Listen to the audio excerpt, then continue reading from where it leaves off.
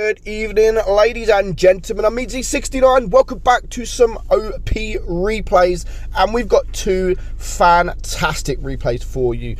First up, we have the Object 268, which we saw on the channel just a couple of days ago. But today we are watching Always Low Rolls, and what a game this is. Like, the ending is so freaking good on this replay. But let's talk about the replay itself. So there is only two mediums on each team, so I don't think they're going to push towards the right side. There is one medium that's pushed towards the right side, but everyone else really has come to this sort of B area, waiting for the tanks to come around from C. They have caught C, so we are expecting a few tanks to come around this corner any second, and so is our guy here, and he gets a brilliant shot into the Super Conqueror and gets a nice bounce as well. So that was nice pre-aiming. He already knew that you know someone's going to come around that corner. If someone's capping C, just wait, just be patient, and as long as you're not spotted, someone should come around that corner.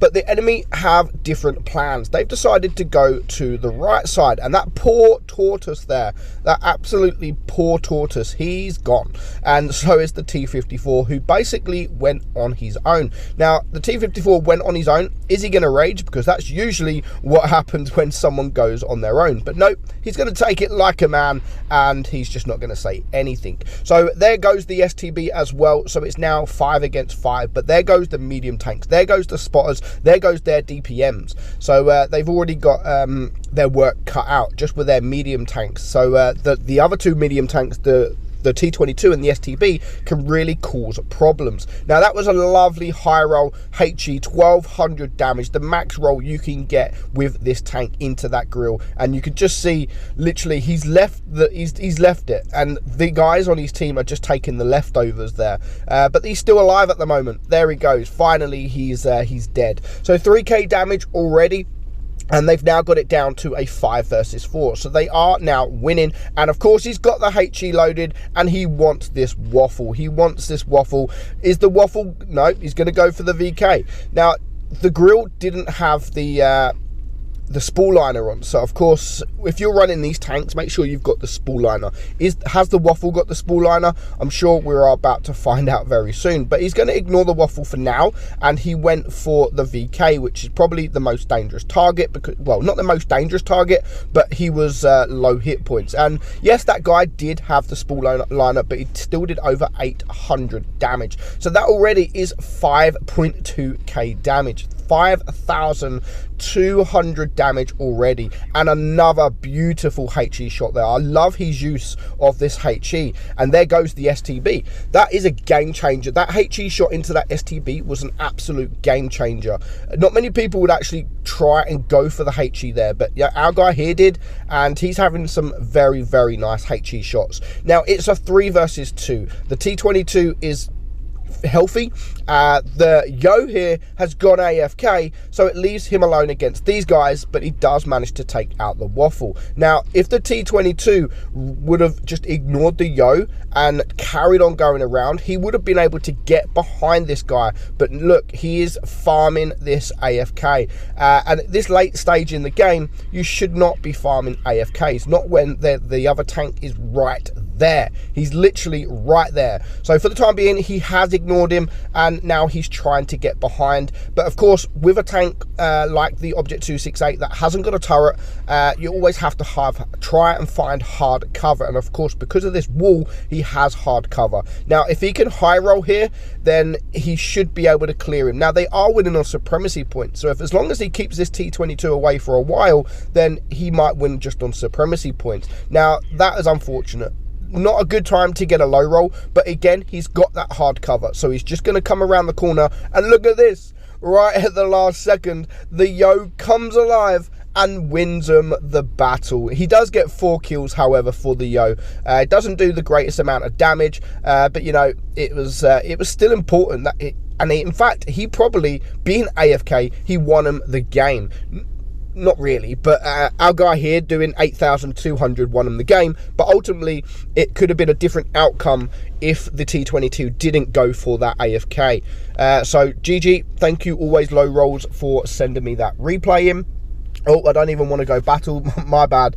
So next up, we're going to watch the T95E6, the American Heavy Tier 10. Now, I'm not a lover of this tank. But it can perform really, really well. It's got nice DPM, it's got nice speed, and in fact, it hasn't got bad armor. For me, it's just that massive hatch on top. It's like an old E5 all over again. Now, we are watching Pew Pew Boomer on dead rail map. So of course he is going to push the middle here, but when you push the middle with this kind of tank, you do have to be careful because they will be able to shoot your hatch, and you won't be able to get a shot on them. So it's one of those tanks. It's like the Tortoise, really. Not as bad as the Tortoise, but you think you'll hold down, but that massive hatch on top is showing. But he still does manage to get a bounce, I'm assuming from the waffle.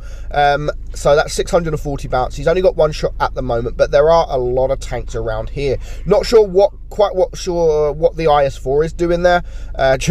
Shoot me please. So now he's going away. He can get a free shot into him without sort of getting shot from the left. He's got that rock for cover, and there goes the Yo, there goes the STB. So it is now a 6 versus 6. But this IS-4 pushes forward, and I don't even know why he pushed forward. There was no reason for him to push forward, and he's just losing most of his hit points. But there goes the Vickers. So now they have lost that side of the map, which they need to be careful, because that E50M could cause major problems. He's a good player as well, so need to watch out for him, and need to take care of these heavies as quick as possible. So there goes the IS-4, 1.6k damage at the moment, and it is now a 5 versus 5. Here comes the Conqueror again. Not quite sure what the Conqueror was doing. And there goes the Chieftain on his team. So it's now a 4 versus 5. I love the fact that he's always trying to find cover. He's always looking around, trying to get in cover. And he's always looking at, if he gets a shot on someone, he's trying to hide from a different tank. So as you can see here, he's trying to go for the Super Conqueror, but originally he was looking for the other Conqueror to make sure that he hasn't got any shots on him, and the same when he was going for the Conqueror. So nice play there, and always trying to have cover from other tanks. So he doesn't want to push forward there. He's just going to wait. There's no reason for him to push forward. He's in a great position, and the Super Conqueror is not paying attention to him at the moment, and he whittles him down to just a one shot. And of course the Super Conqueror is excuse me, was going for that E100. So the E100 does take him out. He gets put on fire from this E50M, and at the moment it is now a 3 versus 4, and he does take care of that E50, the most dangerous target on the enemy team. Not quite sure what that E50 was rushing in for like that. I don't think there was any need to rush in as he did, but you know, everyone makes mistakes every now and again. So I was quite when he started going for this Hori, I was wondering why he's going for him and not this Conqueror up here with his teammates. Maybe he's stopping the Conqueror shoot. I don't know. But I would have just gone forward and gone for the Conqueror instead of going for a full hit point tank. He could have gone over the hill like he's doing here, but opposite. And he wouldn't have anyone shooting him because he'd be in cover. Excuse me. So he is now getting himself into a good position, and this is a heavy tank, and with the mobility of the tank, you are still able to circle these TDs that don't have a turret, just like he's doing here. And because of the position of the Hori, there really isn't much he can do. So yeah, these heavies, these like heaviums, are pretty good when it comes to mobility, and you're circling tanks. You can circle heavy tanks, and of course you can circle TDs as well. So 5.5k damage now. He's only on 1,000 hit points, so he has lost more than half of his hit points, and there's still 2 tanks to get rid of. One of them is a full hit point waffle, so if the waffle shoots him, he'll then be a one shot to the Conqueror and to the waffle. So he does need to be very careful. So he's going to try and use the gun depression. He's going to try and use the turret armor to try and get these shots off, and of course he's going to try and use this this tank in front of him and shoot under the tank. And I love seeing these kind of shots where you get shot from under the tank, and he does get a nice bounce from the waffle. And again, I love what he's doing here. He can see that the waffle is coming round, so he's just going to go round. He does take a shot from the Conqueror, which makes him a one shot to the waffle, and he does clear him for his 4th kill. So now it is just him being a one shot versus a full hit point waffle. Is he going to load up the HE? Not quite yet. He's going to go for the track shot. Doesn't quite get the track shot, unfortunately. but he does have this rock for cover. So good play. And again, because it's quite a quick tank, he can just circle this guy. And I know the Waffle's a quick tank as well, but it's not as it can't move and maneuver as well as this tank right here. So again, he's doing very, very well. 7.6k damage at the minute, and he's really farmed up that damage. He's really had a good game, but he still needs to be very careful. There's still 2 minutes left on the clock, so he has plenty of time, but it is still going to take 2 shots to clear this Waffle. Now, I was thinking maybe go this side, use the gun depression, and he does manage again to bait a shot from this Waffle. So he's just going to reverse around the corner, get a shot off, bring him down to a 1 shot, and now it is all to play for. Now, I was wondering why he was pushing here. Like, dude, he's going to reload before you. But if you look at the module damage of the Waffle, that is why he actually pushed him when he did. And now he's just using this target or this tank as cover. He's going to back out. No, the Waffle messes up here. He should have just waited. Be patient, guys. There's still a lot of time left. Be patient. The Waffle's just thrown that game, completely thrown it. And if he would have just sat and done nothing and waited for our guy here in the T95 E6 to make a mistake, then he may have made that mistake, because our guy here would have wanted the damage because he already had over 7,000 damage. So he would have been the one that was going to push. But nevertheless, a fantastic game. 8,200 damage, top gun, high caliber. He gets the Radleys and a nice Kolobonov as well with 1900 base XP.